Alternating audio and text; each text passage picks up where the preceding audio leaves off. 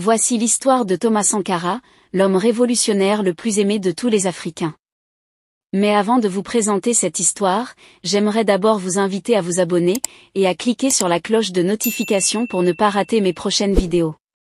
Thomas Sankara, de son nom complet Thomas Isidore Noël Sankara, était un militaire, homme d'État et révolutionnaire burkinabé. Né le 21 décembre 1949 à Yako au Burkina Faso, à l'époque appelée Haute-Volta, il est devenu un symbole de l'émancipation africaine et du panafricanisme. Thomas Sankara est issu d'une famille modeste. Il a fait ses études primaires et secondaires à Bobo-Dioulasso, la deuxième plus grande ville du Burkina Faso. Il rejoint ensuite l'académie militaire de Kadiogo, où il se distingue par son engagement et sa volonté de changement. Il obtient son diplôme en 1973 et devient officier de l'armée. Dans les années 1970, Thomas Sankara se rapproche de Blaise Compaoré, un compagnon d'armes avec qui il partage une vision politique progressiste. Ils participent ensemble au coup d'État militaire de 1983, qui renverse le président Jean-Baptiste Ouédraogo. Sankara devient alors le président du Conseil national de la Révolution et Blaise Compaoré son numéro 2. Thomas Sankara devient président du Burkina Faso le 4 août 1983, à l'âge de 33 ans. Dès son arrivée au pouvoir, il entreprend une série de réformes radicales dans le but de transformer le pays en profondeur. Sankara se fixe pour objectif de mettre fin à la corruption, à la néocolonisation et à l'exploitation des ressources africaines par les puissances étrangères. Pendant son mandat, Thomas Sankara met en place des politiques économiques et sociales audacieuses.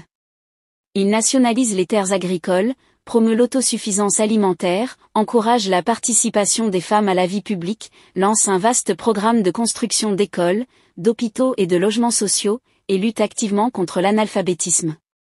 Sankara est également connu pour sa politique de rejet des influences extérieures, notamment du Fonds monétaire international, FMI, et de la France, qu'il considère comme des entraves au développement de l'Afrique. Il change le nom du pays de Haute-Volta en Burkina Faso, qui signifie le pays des hommes intègres en langue mossi. Le 15 octobre 1987, Thomas Sankara est assassiné lors d'un coup d'État orchestré par Blaise Compaoré, son ancien compagnon d'armes et numéro 2. Sankara était devenu une figure emblématique de l'émancipation africaine et un modèle de leadership progressiste.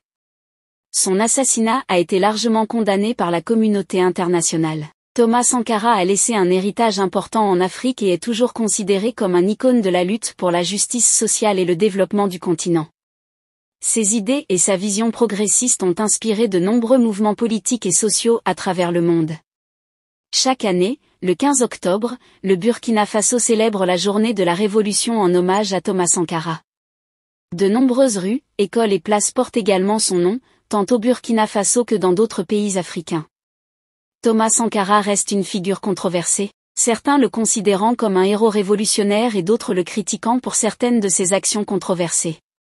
Néanmoins, son héritage en tant que symbole du potentiel transformateur de l'Afrique dans une période marquée par la dépendance vis-à-vis des puissances étrangères reste indéniable.